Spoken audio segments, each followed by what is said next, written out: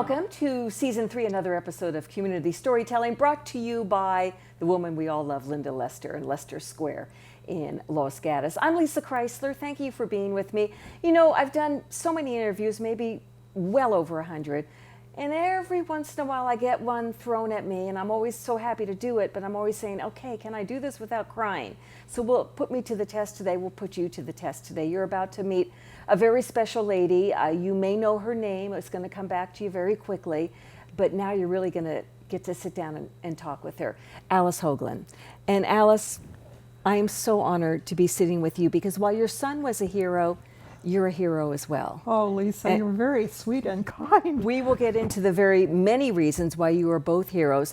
So your son, Mark Bingham, what year did he graduate Los Gatos High School? Mark graduated in 1988, the same year. Well, I'm sorry, it was the year that we had a keynote speaker by the name of Olivia de Havilland. I think we've heard of her. Yes, yes. Are you kidding me? No, she came to Los Gatos High School and spoke about her teenage days at she and her sister, I think she mentioned her sister even though they were feuding. She and her sister used to have sodas down on the corner at the drugstore, and I can't remember the name of the drugstore. Yes. Anyway, she reminisced very sweetly about our town. And did Mark have any idea who she was? Well, Mark had less of an appreciation for who she was than I did. But, you know, it's funny you mentioned the sisters. They were always feuding. Were they? Oh, always feuding. Really? Yes, always. Really? Well, that's Yes. too bad. I Well, think they went to their graves that way, too. Yes. Yeah. So, Mark Bingham. Right. Let me take you back. Let me just have you, if you can, for the. How many times do you think you've told this story? I don't know, probably under 200. Well, now you're going to tell me, and I'm going to try not to cry, but let's go back to 9/11, 2001. All right. I had just I was a flight attendant for United Airlines, and so I was exhausted, and I was recovering, and I was a resident at the home of my brother Vaughn Hoglan and his wife. I had surrogate triplets for them, and so I was there helping them. Which is a whole nother story. My goodness. So. The phone rang at 6:44 in the morning, and I just rolled over. I thought, oh, I hope somebody gets that. And then I heard my sister-in-law, Kathy, run down the hall, and I realized that something was amiss. And so I put little Garrett back in his crib and stepped out into the hallway, and I heard Kathy say to whoever was on the hall telephone there, "We love you too, Mark. Let me get your mom." And then she saw me there, and she said, "Alice, come talk to Mark. He's been hijacked." I was dumbfounded. I'd been awake for about 5 minutes, and it took me a little bit to register that, and I thought, and the whole images of Cuban hijackers Sure. in the 60s and flying to Havana. And so I was alarmed, but I was dumbfounded. I got the phone to my ear, and I heard Mark's voice, and he said, "Mom, this is Mark Bingham." I was amused that he had to identify himself with his last name, but he was quite a young businessman at the time, and he used to do that to his friends as well. I'm glad you said that because I wanted to ask you that question. I've always wondered it for 18 years now. Why did he say Mark Bingham? And I was thinking maybe he said it so that the terrorists would think he was just making a business call. I wasn't quite Well, sure. I think the terrorists were at a distance. One of them was supposed to be babysitting over the frightened passengers that were in the back, but the Ziad Jarrah, the lead terrorist, was in the cockpit, dropping the altitude and cruising the plane over the hills of western Pennsylvania at about 500 to 1,000 feet off the ground. And that's not very much altitude. No. And getting back to your phone call, so he says, "Mom, this is Mark Bingham." And I've had conspiracy theorists say, well, who would call up his mother and say, "Mom, this is Mark Bingham"? He had to have been a fake, and she's just the alleged mom anyway. Please. So I kind of laughed that off, but I gathered from his intensity and the fact that he was saying that he was pretty focused, pretty preoccupied on something, and trying hard for serenity or to make himself so he could have some peace. That's right. Yes. So Mom, this is Mark Bingham. I just want to tell you I love you. I'm on a flight from Newark to San Francisco, and there are 3 guys on board who say they have a bomb. They've taken over the plane. Did you get to say I love you said, back, or well, the phone dropped? Well, he said, "You believe me, don't you, Mom?" And I said, "Yes, I believe you, Mark. Who are those guys?" And then he became distracted, as if someone was talking to him. And I noticed that he was talking with other guys, American guys. I knew something was in the works. And then he came back on the phone and he said, I'm speaking to you from the GTE airphone in the back of the plane. And so I knew then that he was not in first class. And I asked him again, well, I love you too, Mark. Who are these guys? And his voice faded away, and then the phone call was dropped, and I found out later that there were 26 phone calls made over those GTE airphone lines at that particular point in time, so I'm not surprised it was dropped. And I found out from the FBI later that he tried to call us back on that home phone and wasn't able to. He tried for a couple of minutes, but I think he knew that his time would be better spent doing what he and 3 or 4 of his newfound teammates were doing. Tom Burnett and Mark were thrown out of first class, having witnessed a really horrible triple murder up there. They had seen the first flight attendant, or the purser as they called it at United, Deborah Welsh, with a box cutter to her throat. They had seen her probably killed in front of them. She had been forced to open the cockpit door. And now, how did you find out all these details? Well, some weeks after 9/11, the 9/11 families, well, particularly Flight 93 families, were invited to Princeton, New Jersey, to listen to the cockpit voice recording. It was a 31-minute tape on a loop, continuous loop, so it was erasing after 31 minutes. And as it happened, because it was looped like that, the first 4 or 5 minutes of the hijacking were erased, but we got to hear the rest of it in chilling detail. And fortunately, I suppose, the first 4 or 5 minutes were actually preserved, and we were able to hear those too later, because not Captain Jason Dahl, but Leroy Homer, the first officer, had left his mic keyed open. Even while he was being attacked, he left his mic keyed open, and he was saying, "Mayday, Mayday," and telling the guys on the ground that they were being murdered, that there was a hijacking. He didn't say murdered, but then. Right. Because I don't think they knew. I don't think the pilots knew about the other planes yet or anything like that. No, I'm sure they didn't. They had just gotten, Jason Dahl, the captain, had just received an ACARS, sort of a fax that they get on the airplane in their console, and it said, "Beware cockpit intrusion. Planes hit WTC in NY."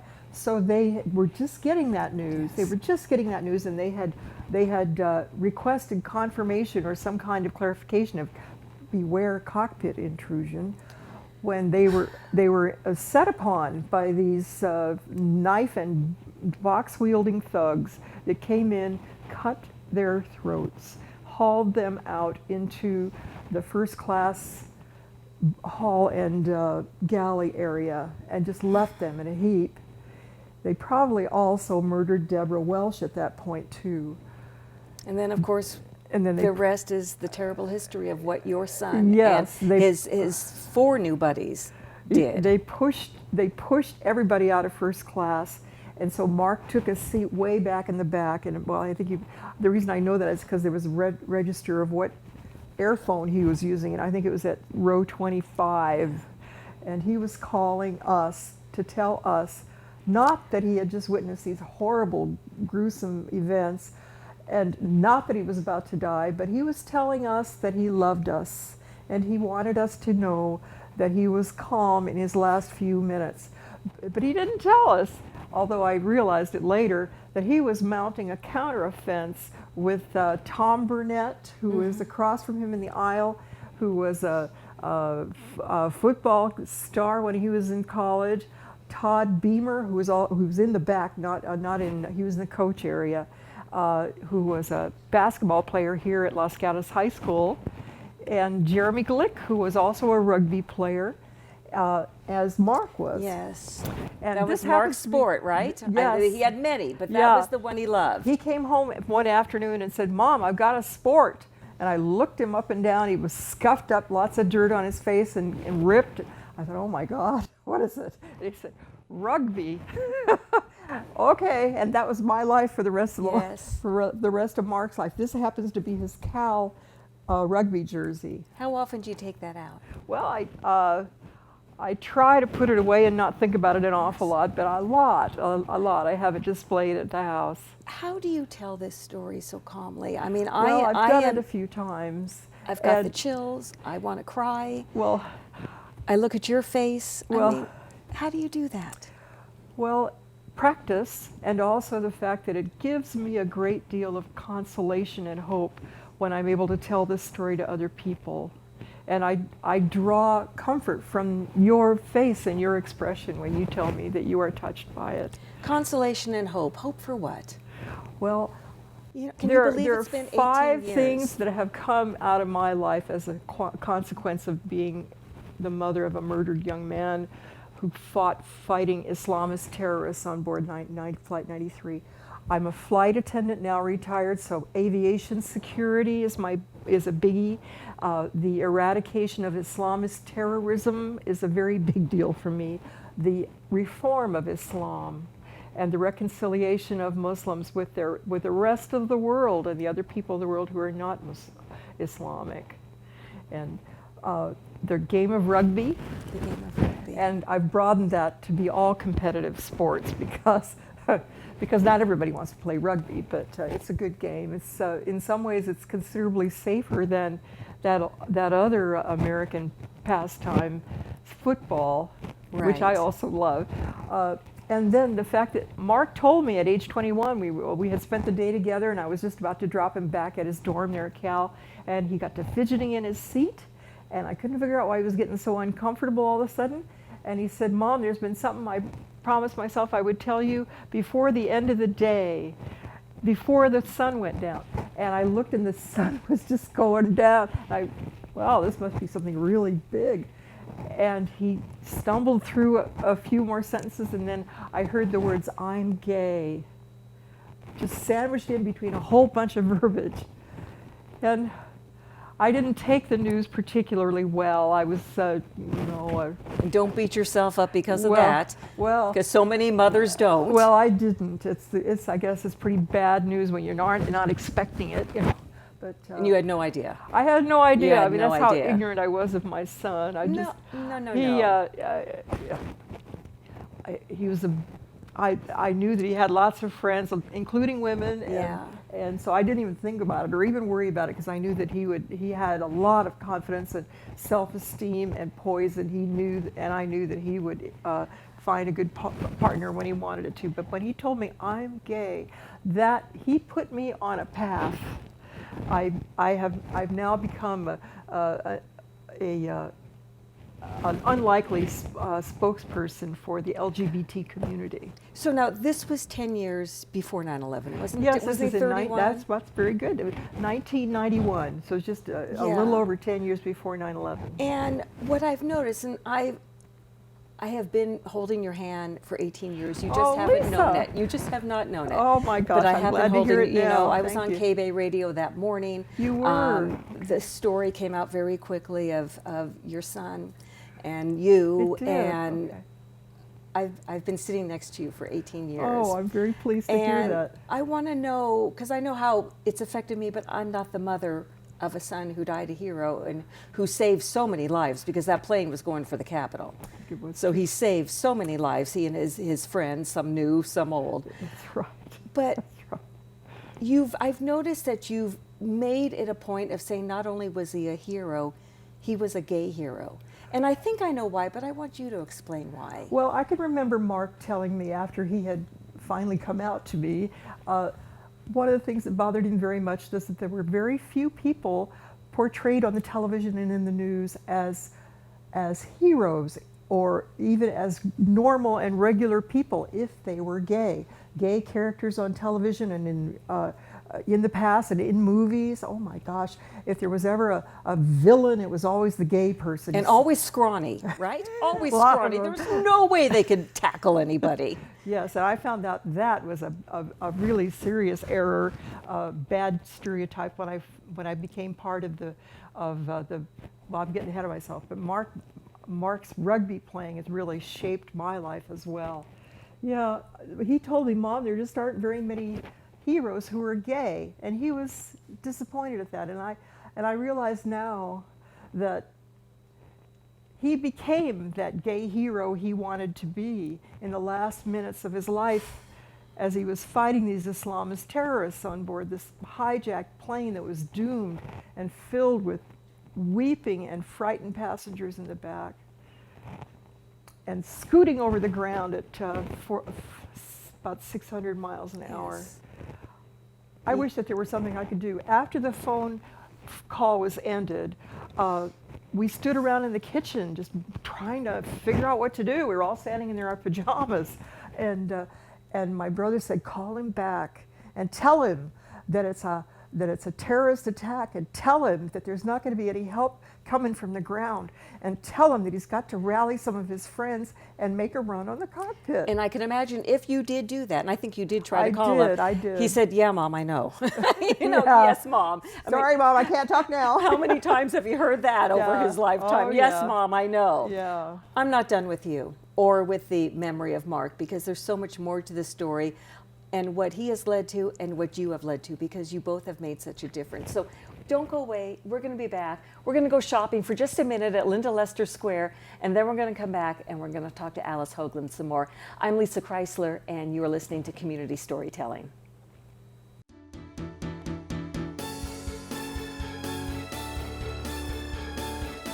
Hi, it's Lissa Kreisler. I'm at Lester Square right here at the corner of Blossom Hill Road and Los Gatos Boulevard. A lot of fun things to do. Ken, Lisa, I didn't so even nice to see you. finish my sentence. I'm so surprised to see you. What are you doing here? Well, we live close by, and we're taking Rocky to the vet today. So do you have time for a cup of coffee at Phil's with me afterwards? Sure. Is it your treat or mine? It's definitely your treat. And Rocky's coming too. Good with me. I am so glad to run into you at Lester Square. It's one of my favorite places. It's one of my favorite places too, and we've been to Varenza and Super Duper and Phil's, and we love going here. And so, you know, where I live, I have no flowers, so I come here to Lester Square to enjoy all the flowers. They're gorgeous. So the motto here that Linda Lester coined is meet me at the square, or meet us at the square, or meet your besties at the square. I meet everybody at the square. It's Lester Square in Los Gatos. Come on by, and cheers. Yes. Welcome back to Community Storytelling. I'm Lissa Kreisler. I'm sitting with hero mom, Alice Hoglan, a hero mom of hero son, Mark Bingham. If you've just joined us, Mark, yes, that's the Mark from 9/11, 2001, who helped bring down that plane that was going to crash into the U.S. Capitol. And she's been telling us stories, and they're heart-wrenching. And you have Mark's rugby shirt, and I'm sorry, this may sound corny, but I just wanted to hold a little bit of Mark for a minute, if that's okay with you. Well, that's fine with me. I had not had the heart to wash it, and so Oh, I don't blame. Well, let's see. I know it smells clean to me. It smells clean to me. I think it must have gotten laundered, because if Mark had played a game in that, you would know. You would know. What were they all doing? They were flying back from New York to San Francisco. That's right. He was with one of his friends, I believe. No, he had just left a gay man that he had been dating. Okay, so that was a coincidence that he was with another Los Gatos High School grad? Absolute coincidence. Oh. I wonder if Todd Beamer and Mark Bingham recognized each other. Really? Because it had been 13 years since they'd seen each other, and then they didn't really pay much attention. I don't know if Mark knew Todd or Todd knew Mark. Oh. Mark was a year behind Todd. Todd was an athlete also. He was a basketball player. Mark, of course, was a rugby player. But they may have shared classes. I don't even know how they do that at Los Gatos High School, but between I never realized that they did not know they were both on the same that's plane. right, and I'm not sure that they were preoccupied with what they were Yes. doing, and I just don't know. What are the chances of that? I know. So, 18 years. I You know. must do you relive it every day? I do. Every day. Every day. There's not a day that goes by that I don't think about and grieve for my son. Yes. So that's why I'm so grateful for moments like this when I can tell this story, because Yes. it's just like therapy for me to be able to talk about it. Now, he saved lives that day, but I feel you have saved lives ever since. You Oh, have gotten thank you. involved I have. with so many good things. Well, thank you. My life is now all about Mark Bingham and 9/11. So you were not retired at the time. I was working for United Airlines as a flight attendant full time, And sure. Was he on United because he had one of those things where he Yes. can come as your guest or Yes, however that yes, works? he was working on a pass. Were you That's right. ever sorry that you had a pass available for him? Well, it was actually my sister's pass. We both Oh. are flight attendants, and I often wonder, was she sorry about that? But that's, of course, she's not to blame. If No. he hadn't been working with my pass, with her pass, he would have been with mine. So, Yes, whatever. So it's just But- an awful twist of circumstance. So much has happened since. True. You are involved, I think you're one of the directors of an organization called Early on, I was with Peaceful Tomorrows, Yes. which is a group of 9/11 families, mostly based in New York. I've become a little less active because I'm out here on the West Coast, but they are it's another peace group. Right. And more recently, I've become involved with. I got a phone call from a fellow that I didn't know by the name of Chris Zerlot, and he was very excited and wanted to tell me that he had been one of Mark's teammates on the San Francisco Fog. I thought that's such a cute name for a rugby club. And he said that they were putting together a tournament in Mark's honor, and wouldn't I like to come up there to San Francisco and watch the rugby match? Well, would I? Yes, I was there on the appointed day. There were 6 rugby teams involved. These guys give themselves great team names. It was the San Francisco Fog playing against the Washington Renegades. The London King's Cross Steelers were involved. There was also an Irish team and a team from LA. Did I mention the LA Rebellion?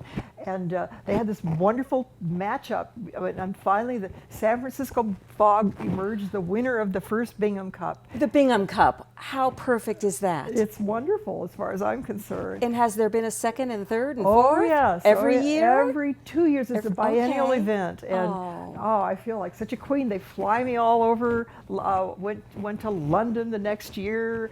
Got to look at the original rugby pitch where real English people play rugby. And it was terrific. It was wonderful. Every 2 years I get whished off to another part of the globe. Next year, in 2020, it's going to be in Ottawa.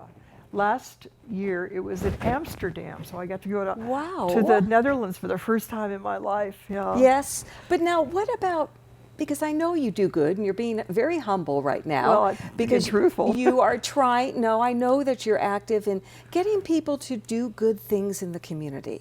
Yes, I'm also a member of another group that started out calling itself My Good Deed.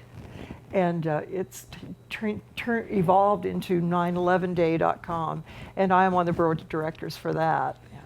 I'm very proud also within the last couple of months to have been invited to become active with a group called the Los Gatos Veterans Memorial and Foundation. Well, which just had, mid-June, a very big day. Oh, you heard about this? Yes. Yes. You were there, I think, Lisa. Anyway. I was actually in Poland, but thank you for Oh. thinking I was there. I You were have in that common Poland. face, but my heart was with you. I knew about that day. Yes, thank you. Michelle, I guess, was at the dedication, and it was really a delight to be able to talk to the residents of Los Gatos and tell them how very proud I was that the veterans group had erected, after a 7-year struggle, had been able to build a beautiful memorial over there on the town center, on the big expanse of lawn Yes. that goes out from there, and the reason that I was invited, not because I have, not because my mom and dad were both World War II Army involved. My dad was an infantry captain under Patton in World War II. Not because of that, but because Mark Bingham and Todd Beamer, two sons of Los Gatos, had mounted an effort on 9/11 to save thousands of lives on the ground in Washington.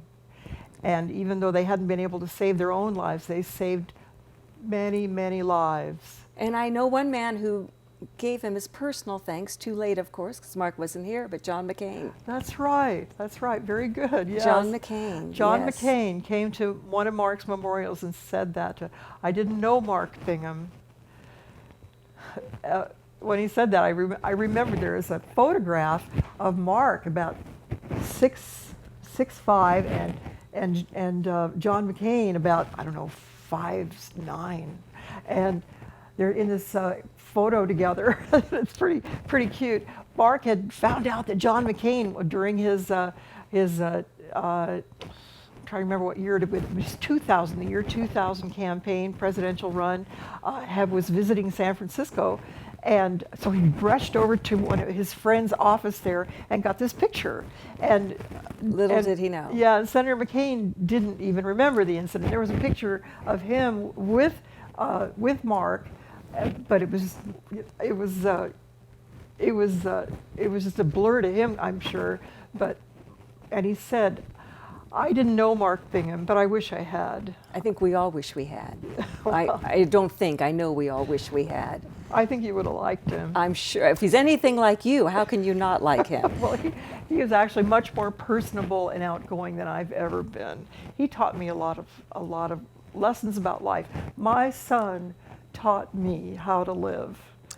And I'm so grateful to the gay community for instilling that in him, and for to his dad even, and to my brothers who made him the tough guy he was. Yes. Sports and so forth. So without you realizing, I mean, you were I don't think this was the role you had planned for, No. Especially your retirement. Did you ever go back to work at United after Yes, this? You did. I did. It's pretty foggy what exactly happened in there for the first few days. I'm sure I missed a couple of trips. But they usually that's a firing offense, of course. But I think you had an excuse. I think they Yes. let me slide a little bit, and I did go back to work. Yes. But I found myself so preoccupied by by aviation security breaches. United Airlines, along with all the other airlines, are conscientious about aviation security only to the extent that it keeps the Federal Aviation Administration off their backs. They'll go along with things, but if it's an opportunity to save money, they will. Do you know how much money it would cost to save lives? And that's their attitude, I'm afraid, and I'm afraid it still is after 9/11. For example, a decade before 9/11, all the airlines had been urged to fortify cockpit doors. Yes. All the airlines had been urged to fortify cockpit doors, and they didn't. Have they all been fortified now? Yes. In the weeks following 9/11, all the cockpit doors were fortified at a cost of $1,100 per door at the edict of the Federal Aviation Administration, which should have issued that edict before. Is there something else you think that they could be doing now that they're not? Yes. I don't fly nearly as much anymore, and I'm kind of sorry I don't. But I realized that I could not continue to fly and still be an adequate flight attendant. I was too safety conscious. Flight attendants are there primarily to keep people safe. But they can't do it if the airline has hired imperfect security persons at the airport to screen people inadequately. For example, two of the hijackers that were on board our flight on board Mark's flight might have been carrying knives, but most of them were carrying box cutters. I don't know why those would ever have been allowed on board an aircraft. Ziad Jarrah and Mohammed Atta were both re-screened because they had something in their pockets, and it was these box cutters, and they let them go through anyway. In other words, the security screening was not nearly adequate. Every time I go and go on a flight now, I congratulate whoever it is that's patting me down at the TSA for being thorough, and I have great disgust and horror at people who dislike the TSA and think that it's a repressive and oppressive organization, and they don't realize that they have probably had many lives saved just by that little bit of diligence on the part of the TSA. So you know what I would do if I were you? I'd walk up to them and say, "Do you know who I am? Do you know who my son was?" Oh, well. You know, that would maybe change their tune a little bit. Well, as a matter of fact, all the guys on the TSA that I've talked to have been very open and welcoming of that news, and welcoming of my congratulations for being so diligent. And one time when I was going to an interview with Larry King down in Los Angeles, I discovered after I got there that I had accidentally packed in a knife. I'm trying to remember the name of the knife. It's a Leatherman. Yes. You fold it up really. It's about this big. And it has everything on it. Not just a little knife, a big knife, and it is definitely a lethal weapon. And it had gone undetected by the TSA. And I pointed it out to Larry King, and he had it off the room. Well, I was recently in Germany, and I bought my son-in-law a knife from Germany. He collects knives, and I forgot to put it in my suitcase. So there I was, and you know, they took it away. However, in the little buckets that they were sending through were pocket knives. So I guess you can do pocket knives now. I don't know what that's about. Well, they were allowing them in Germany. How big? How long? It has to do with the length of I guess, but well, it surprised me. Surprised me. Yeah. And I'm sorry to see that the TSA is gradually relaxing its standards, and they should not do that because Islamist terrorists still have us in their sights. We are still under threat. We cannot afford to become complacent because we are going to be victimized. It's not if, but when. And it's just a matter of how well we can fortify ourselves against the very likely prospect of it's happening sooner than later. I'm afraid what you're saying is probably true. What do you want to close this up? I mean, Mark has a legacy, and every 9/11, you know, his name will come up. I hope we think of him all year round like you do. I know you do, but what do you want his legacy to be? What do you want your legacy to be? Because they're intertwined. Well, I guess I would like to die having been known as the mother of Mark Bingham, a young man who fought bravely for his country, a gay man who fought regardless of his sexuality. He stood shoulder to shoulder with other American men and did his very best to save lives here in the United States of America, where he grew up. I think you have that. I think you will have that. And thank you for just letting me cuddle with welcome, Mark Lisa. just for a few minutes. Thank you for letting me me feel talk. better, and thank you for being a member of this community. Thank you for everything you do, and thank you for making sure that Mark's name lives on, and now yours does too, because two very important people. Well, thank you, dear. Okay, we did it. We did it. Alice Hoglan. You know, she lives in the Santa Cruz Mountains. You see her walking around town. Be my guest. Go up and give her a hug. She's keeping Mark's life alive. So, community storytelling. You have a story you want to share with us? You go to KCAT.org and nominate yourself, nominate a friend, nominate somebody like Alice. I'm Lissa Kreisler, and thank you so much for being with us here at KCAT TV 15.